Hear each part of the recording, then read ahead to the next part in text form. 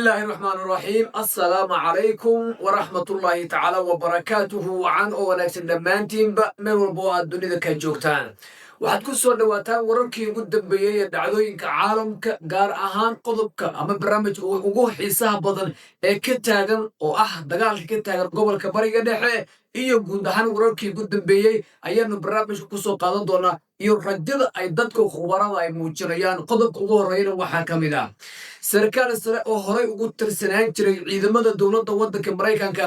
ayaa si yaab leh uga hadlay damaca madaxweyne Donald Trump iyo dhibaatada ay ka wajahayaan militariga waddanka maraykanka marka dagaalka gobolka bariga dhexe iyo xiisadda sii xumaanaysa iyo waxa uu dagaalka ku dhabaan karo haddaba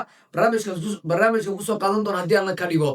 dowladda waddanka shiinaha oo iyana maalmo kooban u qabatay guud ahaan in lagu furo gacanka hormus waxaa loo hanjabayaa dowladda waddanka iiraan barnaamijka ku daawan doontaan haddii alla ka dhigo maxaynu ka naqaanaa 10 waddan ee caalamka ee haysta macdanta ugu badan ama uraniumta ugu badan ee hubka nuclearka laga samayn karo qaarkood ma hadda ma haystaan mase ku tala jiraan hub nuclear inay samaystaan barnaamijka ayaan ku soo qaadan doonaa haddii alla ka dhigo bal qiyaaso afrika intee waddan ayaa kaga jirtaad is leedahay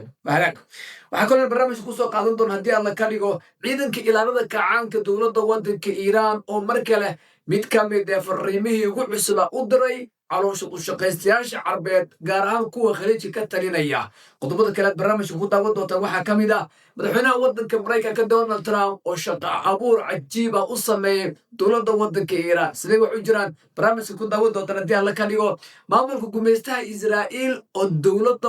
dowladda taagta daran ee waddanka Libnaan ka markaasay ku amrays inay fuliso mid ka mid ah qodobadii ugu cajaa'ibta badnaa haddaba maxay tahay barnaamijka ku soo qaadan doona haddii allah weyn ee waaxidka ee naxariista badan uu raalli ka noqdo aad baad u mahadsantihiin soo dhawaada haddii ay tahay markii kugu horreysay ood kanaalkeena soo booqato fadlan subscribe-tana la wadaag saaxiibadayada gaarsiin muuqaalka haddii aad saaxiibadayadii hore ka mid tahayna mar walba nala joogo noo shargaree muuqaalka la joogaagu muhiim ayuu inoo yahay soo dhawaada mar kale waa hagaag aan ku horumarnay sarkaal sare oo horey ugu tirsanaan jiray ciidamada militariga waddanka maraykanka ayaa sheekooyin cajiib ah sheegay generaalkan waxaa la yidhahdaa mark kimit ayaa la yidhahdaa wuxuu ka mid ahaa generaalada ugu sarreeya dowladda waddanka maraykanka waa sarkaal sare weliba waxaa ku takhasusay yani dhinaca dhaqaalaha militariga waddanka maraykanka sarkaal u qaabilsanaa ayuu ahaa telefishinka aljazeera ayuu kimit la hadlay marka wuxuu leeyahay dowladda waddanka maraykanka uu yidhi 40kii maalin ee lasoo dhaafay wixii hub ahaa ee maraykanku 40kii sane ee lasoo dhaafay uu samaynayey ayuu ku burburiyey buu yidhi 40 maalmood gudahood marka sidaasi daraaddeed marka wuxuu leeyahay dhan dhaqaale haddii la eego niyadda haddii la eego moralka ciidanka maraykanka waxaa gobolka looga dagaalamayo ujeeddada dagaalka loo galay sida saaxiibada maraykanka iyo xulafadii macruufka ahaa ay ugu kala dhinteen ninkan marka wuxuu leeyahay in ka badan 40,000 oo ciidamada amerikaanka ah ayaa hadda gudaha markaasay ku hareen wadamada khaliijka dabcan maraykanku ciidamo ilaa iyo 170,000 oo askari wax ka badan ayaa gobolka ka jooga laakiin hadda sarkaalkan wuxuu leeyahay ilaa 40,000 oo askari ayaa ku soo haray buu leeyahay waxaa kale uu sheegayaa in ciidamada qaarkood weliba ciidanka badda iyo uu aad u dhaliilayo qaabka u socdaan maxaa yeelay wuxuu leeyahay ciidamadan maraakiibta ay haystaan wuxuu yidhi aad bay u kooban tahay tusaale ahaan markabka la yidhahdo abraham lincoln iyo general ford iyo USS iyo bush iyo wuxuu yidhi waa maraakiib waaweyn waayuu yidhi waa maraakiib culus buu yidhi sidaas daraaddeed marka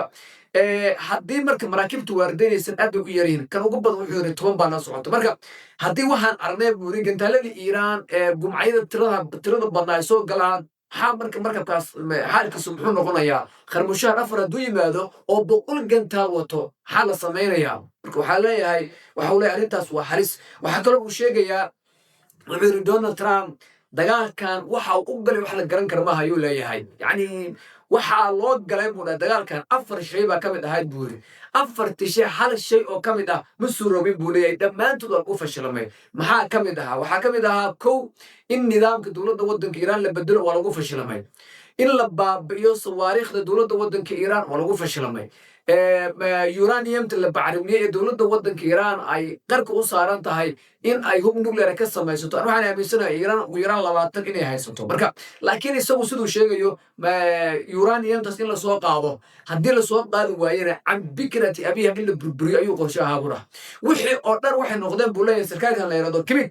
wuxuu leeyahay in qalaba sixru cala saaxir wax allaalo wixii makri ah oo la rabay in Iiraan lagu fuliyo ayaa iyadii Mareykanka ku fulisay buu yiri marka maxaa dhacay saldhigyadii waddanka Mareykanka ee ku lahaa gobolka bariga dhexe gaar ahaan khaliij gaar ahaan qatar iyo cumaan iyo kuwait iyo baxrayn iyo imaaraadka carabta iyo wuxuu yiri hantidii Ameerikaanka halkaa tiilayn ee raadaalada halkaa la dhigay qaarkood ay ilaa 500 oo kiiloomitir 500 oo kun oo kiiloomitir wax kala socdeen raadaaladii laga kontroolay buu yiri bariga dhexe oo dhan wixii jooga ayaa wuxuu yiri diyaarad doonaysa oo 35 kun oo dollar oo joogto kaliya ayaa burburisay raadaaladaas qaar waxay joogaan 1 bilyan oo dollar samayskooda inta ka sano ayuu socday buu yiri xataa dileerada hal sameeya kan ugu yar baa wuxuu leeyahay sanad ayuu qaadanayaa buu raadaalada noocaas oo kale taa in la soo saaro marka wax ciidamadii Mareykanka wuxuu waa laga adkaaday saldhigyadii waa la burburiyay qalabkii militariga waa la burburiyay taariikhda markii ugu horeysay ayuu yiri markii Vietnam laga soo tago ayaa la arkay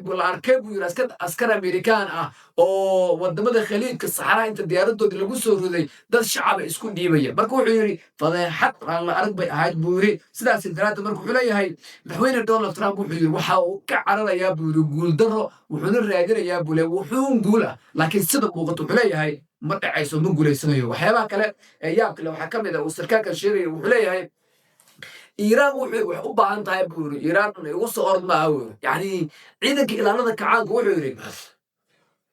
waa ciidan horta wuxuu awood leh mid kale wuxuu dhahay waa matalan oo kale wuxuu leeyahay doomis qarxinaya ayagu taanbura ninkii isagoo ka soo baxay buu ka soo baxay Dhahraan ama gobolka kale ee ku yar waddanka Iiraan ka soo baxay oo wata doomis qarxinaysa ayaa wuxuu yiri markab Mareykanku leeyahay oo iska bada Afrika marayo ayuu wuxuu yiri hadduu doon isku qarxinayaa buu yiri marka dadkan ciidankan ee ilaalada kacaanka la yiraahdo waa dad dhimasho diyaar u ah waa dad noloshu aan dan ka lahayn uu yiri marka sidaas daraaddeed doomaha ay leeyihiin wuxuu yiri ilaa ay xeebaha Afrika ay soo gaarayaan marka qof rabo buu yiri naftiisa inuu dilo adigu ku dilo iyo qof rabo inuu noolaado guul gaaro ma dagaalami karaan buu leeyahay marka ilaalada kacaanka wuxuu leeyahay ninka ku fikiraya in uu Iiraan jibiyo ونما تاريخ الأخير اللي بقوليه مركا قدم كاسوا قدم بناء كله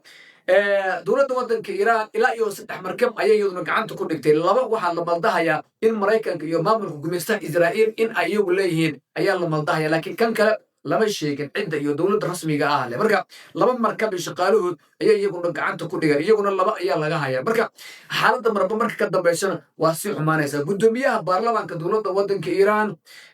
محمد باقر نيكلا يرادو قليباف ayaa isaguna goorno sida uu warinayo telefishinka la yiraahdo Al-Arabi Al-Akhbar waddanka qatar ku yaal xaruntiisa ay tahay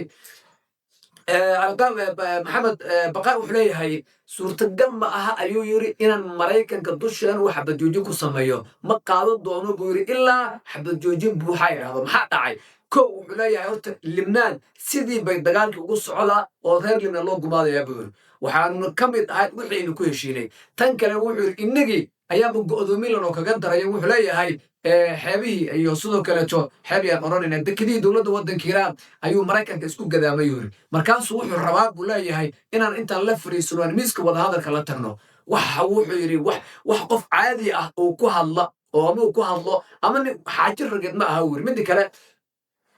إيران waxay taariikhda ku gashay أولاً دولة إسلامية في العالم oo dowladda waddanka Mareykanka iyo maamulka gumeystaha Israa'iil iyo caloosho u shaqaystayaasha Carbeed iyo kuwa kale caalamka Islaami maanta jooga intay ku duuleen haddana geeska saga dhufatay oo gaashaanka u dururtay bal ay weliba guul taariikhi ee kasoo hoysay weeyaan marka iiraan hadda waxaa leeyahay 74 sano kadib oo ay samir iyo dulqaad ku jirtay islaamku guul bay gaarsiisay baa laleeyahay marka iyadu weliba hadda matalan cabdilbaari cadwaan oo wax nin suxufi ah oo qoraa ah oo rugcada ah wuxuu leeyahay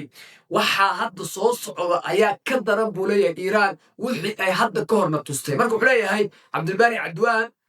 waxaa soo geli doona buu leeyahay gantaalo iyo diyaarado dronis ah wax mufaaja'a ah oo adduunka cid ku xisaabtantay aan la arag ayaa soo socda buu leeyahay ayuu yiri sida aan helayo buu yiri xogaa marka cabdilbaari cadwaan de waa taqaan qaarkii baan filayaayo cabdilbaari cadwaan waa nin heli kara hadduu u baahdo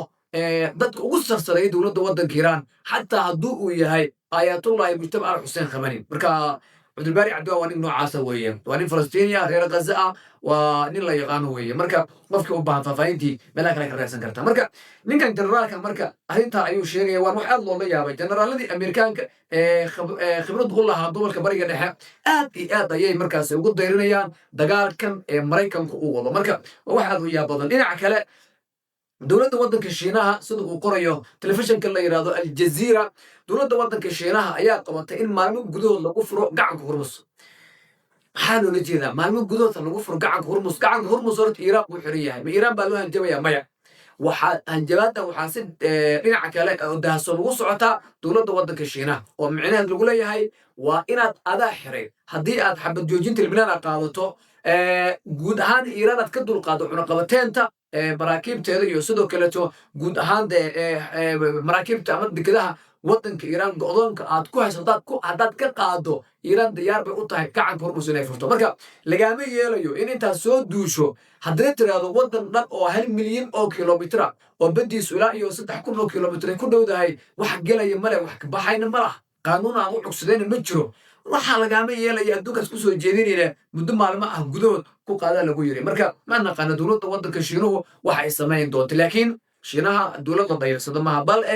waa marka ugu horeysa waxay ka mid tahay ururka BRICS dowladaha ugu sarreeya waa waddanka ugu dadka badan ee caalamka hubka dowladda weliba dowladda waddanka shiinaha 2023 laga soo bilaabo ilaa min yoomin haada sanad walba waxay soo saari jirtay in ka badan 300 oo madaxyada hubka nuclearka ah marka way isdiyaarinaysa intay maraykanka iyo wadamada reer galbeedku ay colaad iyo balaaye iyo qaxay ka shaqaynayeen iyadoo waxay isku diyaarinaysay sidii ay ku guulaysan lahayd ayay isku diyaarinaysay marka dowladda waddanka shiinuhu arrintaas ayay jeedinaysaa waxayna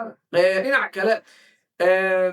madaxweynaha waddanka shiinaha Xi Jinping iyo waxaa telefoonka ku wada hadlay canuga jaajuuska ah ee caloosha shaqaystaha ah ee Sacuudi Carabiya hadda dhaxal suuha ka Maxamed bin Zayd Maxamed bin Salman MBS la yiraahdo waa jawaasiis kale waa ciyaalku way shaydaamadii yani ma garanaysa carbeed dhalal uu ka mid yahay marka waxa uu telefoonka kula hadlay haddii laba ku roon yahay madaxweynaha waddanka shiinaha Xi Jinping waxa uuna ka codsaday maadaama dowladda shiinuhu ay tahay dowlad xoog leh inuu cadaadis saaro maraykanka si aanay dagaalka mar labaad u soo laaban maxaa yeelay dagaalka markan haddii la soo laabto kow horta xabad joojin horta cid joojiye doonta way adkaan doonta because yaa la aaminayaa imaanaysaa yaa maraykanka damaanad ka noqon karaa imaanaysaa marka si lagu joojiyo way adkaan doontaa maraykankana xaaladdu way ku adkaan doontaa dhinaca kale maamulka gumaystaha Israa'iil ayaa iyaguna lacag iyo qiimo qaali ah sicir aad u sarreeya qiimaha ugu sarreeya ayaa ugu kici doona iyaguna dagaalka markan haddii lagu soo laabto maxaa yeelay libnaan oo dagaalka toos u soo gasho qaso oo iyadu laftarkeeda suuragal tahay dib inay u qarxado ciidanka ilaalada kacaankood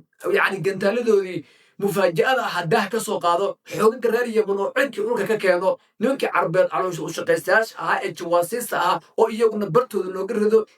gobolka wuxuu noqon doonaa wixii netanyahu sheegi jiray ee ahaa sharqul awsad aljadiid waaba soo socdaa sida khubaradu ay tilmaamayaan laakiin biidnillah sida israa'iil iyo maraykanka ay rabaan ma noqon doono biidnillahi raxmaan marka qodobkaasna halkaa ayuu maraya waa hagaag qodobkan kalenu gelino waxa weeye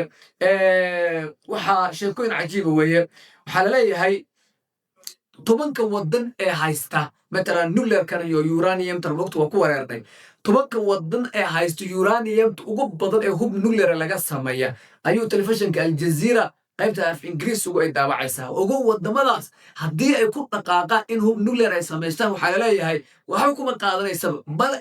tirada uraniumtas ee ay haystaan ayaa ama kaag iyo cajiib iyo la yaab leh wadamadan marka waa tirin doonaa laakiin afrika dhowr wadan ayaa kaga jirta kolley way soo qori kartaa intaanay sheegin ka hor haddaad xasuusato marka waxaa leeyahay wadamadan hadday u baahdaan hub nuclear inay samaystaan ayagoo aan dadba kala tashan ayay samayn karaan maxaa yeelay macaadantaas uraniumta ah ayaa mid walba waa sheegi doona tirada ay haystaan marka bal horta aan bilaabo wadanka ugu horeeya macdanta uraniumta ugu badan ee caalamka haysta waa wadanka leer Australia waxa uu haystaa 3,600,000 oo uranium ayuu haystaa 306,000,000 oo uranium ayuu haystaa waxaan qodobka kale wadanka labaad ee kale haysto isaguna waxa weeye wadankan la yiraahdo Kazakhstan ayaa isaguna kamid ah wuxuu haystaa Kazakhstan waa la socotaan Afghanistan iyo wadamadii waxay ka wada ahaan jireen ururkii midowgii Soviet wuxuu haystaa isaguna Kazakhstan waxay haysataa 2,900,000 oo uranium hubka nuclearka laga sameeyo ayay iyaduna haysataa waa wadanka labaad way kaalinta labaad bay ku jirtaa kaalinta saddexaad waxa ku jira wadanka la yiraahdo Canada 1.7 milyan ama 1,700,000 oo uranium hubka nuclearka laga sameeyo ayuu haystaa wadanka shanaad waa Ruushka 1.2 milyan oo macdanta uranium ah ee laga sameeyo hubka nuclearka ayuu haystaa Ruushka hadda la socdo wuxuu haystaa 7,000 oo madaxyo oo hub nuclear ah oo waliba qaarkood la hormariyay Putin waxa uu sheegay hadda kahor mar uu la hadlayay ra'iisul wasaarihii hore wadanka Ingiriiska Boris Johnson Ingiriiska oo dhan waxaan u hayaa buu yiri hal gantaal oo la yiraahdo Joseph Stila halkaas gantaal haddaan Ingiriiska ku dhufto wada UK oo dhan waadi bii marana bay noqonaysaa buuri waadigaasna waxaan u bixinaynaa buuri Joseph Stila marka cajiib weeye waayo Ruushka markuu wuxuu haystaa 1.2 milyan oo uranium ayuu haystaa haddaan si kale kuga dhigo 1,200,000 oo wuxuu haystaa oo tan haddaad doonto u dhig oo wuxuu haystaa 2,000 uranium wadanka shanaad waa wadanka la yiraahdo Namibia oo wadan Afrika ka tirsan weeye 1 milyan ayuu haystaa isaguna 1 milyan oo uranium laga sameeyo hubka nuclearka ayuu isaguna haystaa wadanka labaad ee Afrika waxa weeye Koonfur Afrika weeye iyadu waxay haystaa 994,000 oo xabba ayay iyaduna haysataa yani Koonfur Afrika waa wadankii ugu horeeyay oo Afrikaan ah oo hub nuclear ah oo caadi ah bam dhowr xabba haystay ay weeye 1982 maaqan meelahan ayaa laga wareejiyay 9 bam miya maaqan waxay ahayd Koonfur Afrika wadankii ugu horeeyay qaaradda Afrika ku yaala oo hub nuclear ah haysta ayay ahayd markii de Afrika waxaan la khiyaamayaa limaya looma baahana inaga haysanay baa burburinayna waxa jira ma aha bani aadamku gumaadaya waxaasay u sacbato ma ilaa Afrika ahaayeen markii laga soo aruuriyay waxa iyaga dib u qaatayba yaa arkay kii Libiya sideetamiyadiyo yaa arkay kii Saddam Hussein aawe marka waxa la yiri geel baa la yiri doqoni u caay baa la yiri aduguna aruuri geel alla ba geel baa lahayn kara war balaayadu waa dhib badan yahay waxa daldan adiga doqoni marka moogtahay geel bay nacaysaa laakiin adigu aruurso marka waa sidoo kale way marka Koonfur Afrika waxay haysataa 994,000 oo xabba ayay haysataa wadanka kale ku xiga waa Brazil waxay haystaa 921,000 oo uranium hubka nuclearka laga sameeyo ayay haysataa Brazil waxay ka mid tahay iyaduna wadamada haddii la isku taagtaago inay samaysataa waxaa la leeyahay aad bay ugu dhowdahay wadanka kale ee ku xiga waraa Afrika waa 3 dal weeyaba wadanka kale ku xiga Niger ayaa la yiraahdaa waa wadankan Burkina Faso iyo meelaha Darsla weeye waxa uu isaguna marayaa waxa haystaa Niger waxay haysataa iyaduna 794,000 ayay haysataa oo iyaduna macdantaas ah ayay iyaduna haysataa uranium wadanka ugu waa China isaguna wuxuu haystaa 674,000 ayuu isaguna haystaa wadanka ugu dambeeyna Uzbekistan ayaa la yiraahdaa marka 367,000 oo xabba ayay haystaan marka wadamada 10 waxa laga wadaa dhammaantood hadday u dhaqaaqaan dabcan Ruushka waa haystaa China waa haysataa marka intaan kale ma haystaan laakiin marka Ruushka iyo China ma hadda hub nuclear haysto meeshan ku jiro marka haddii laakiin ay go'aansan inay ku dhaqaaqaan waxa la leeyahay sida ugu fudud ayay ku samaysan karaan waxaga waa Soomaali iyo tolo yaa baaray Soomaali lamaba baarinba marka haddii hataa la baaray waxa weeye inagu madad inagu kuwa madaxda noo ah adduunyada suuli tirtirida suuliyaasha xitaa laguma aamino inaga kuwa nin hogaamiyada markay TikTok laga duuba kusoo madaxweynaha dowladda hebel markaa maqasheed la ilaha ilaahu ku rabiyo kuwana dhaafi oo ka khayr badan oo bedel kuwaas ilaaha ku dhaartay waxay Soomaalida waxay oran jirtay waa maamaha caaliya wayo Soomaali waxa la yiri ninka waxraha lagula daalay ay geelo u dirtaa waxraha ay geelaya muhiim marka ilaahay qadartii marka mid kale allah u naxariistay sayid maxamed cabdullaah xasan ayaa hadda kor waxa la yiri sayid maxamed cabdullaah xasan Soomaaliya ugu daran tahay baa suuri kan danteedu ilaahu ku naxariis run badnaaya Soomaali cid allah cid danteedu wada ayay ugu daran tahay bal sayid maxamed cabdullaah xasan ee wuxuu maray marka balaayo oo dhan baa ku kacday wuu culmo sheeganaya iyo jawaasiis iyo qabaa'illa iyo wixii weligoodba gaalo nacableyn jiray maxay ka hayaan maanta marka waa nooca weeye marka waa run buu sheegay ilaahay isagiyo saaxiibadii daraawiish qabriga ugu waasiciyo dhinaca kale ciidankii ilaalada kacaanka ayaa iyaguna fariin cajiib ah waxay gaarsiiyeen wadamada carabta gaar ahaan kuwa khaliijka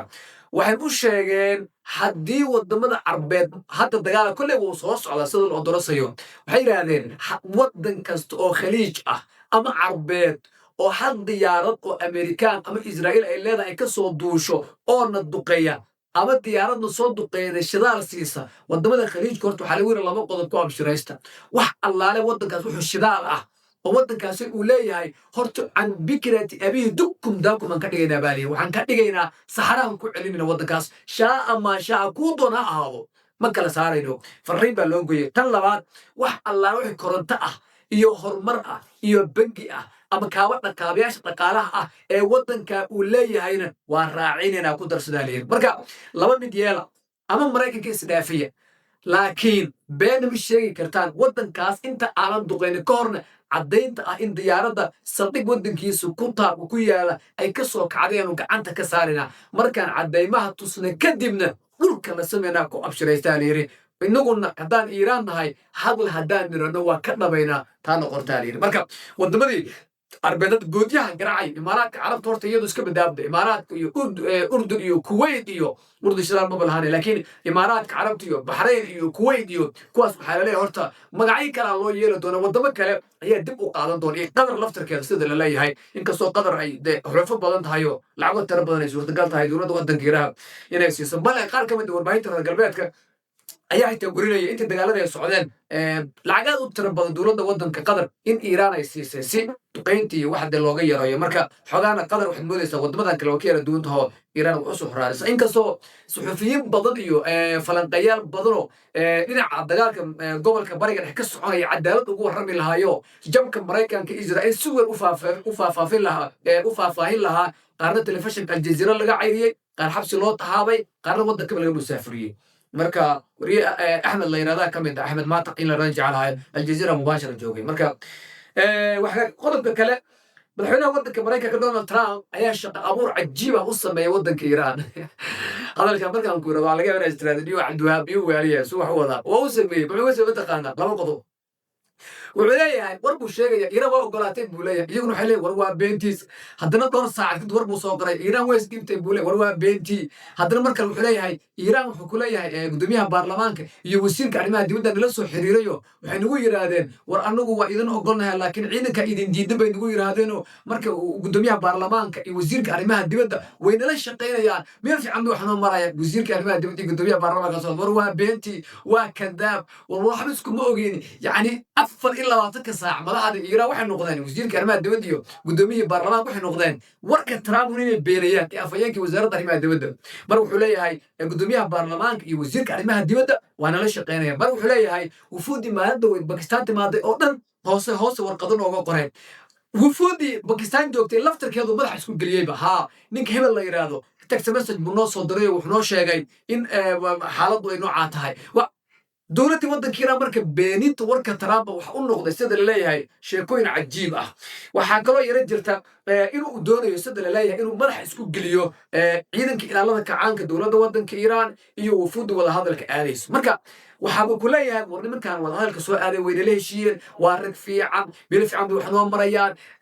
dad bay noo tilmaameen marka xataa waxay qorsheynaysaa sida dowladda waddanka maraykanka u fikirto in marka dagaalku dib u bilowdo mas-uuliyiinta sare dabcan waday qofka ilaahay waqtigii kanada uu dhimanaya inay dilaan ayaa rabaan hadda wada yidhahdaan dee xogtooda raggaasaa na siisay marka oo le halkaasay maraysaa dhinaca kale maamulka gumaystaha israa'iil ayaa waxaa dowladda taagta daran ee waddankan libnaan ka shaqaysa uu ka hadlaysa ama ay ku qasbaysa waxay leedahay ma rabta inaan duqaynta kaa joojin haa ma rabta inaan wax looga sameyn haa laba qodob samee haye marka ugu horreysa qaanuunka waddanka libnaan ee sheegaya israa'iil inay gumaysi tahay waa inaad tirtirtaa waa inaadna aqoonsataa oo maxaa idin aqoonsanayaa waxaad ii aqoonsanaysaa inaan ahay dowlad rasmi ah dhulkaas anigu aan leeyahay ii aqoonso xabaddan kaa joojinaya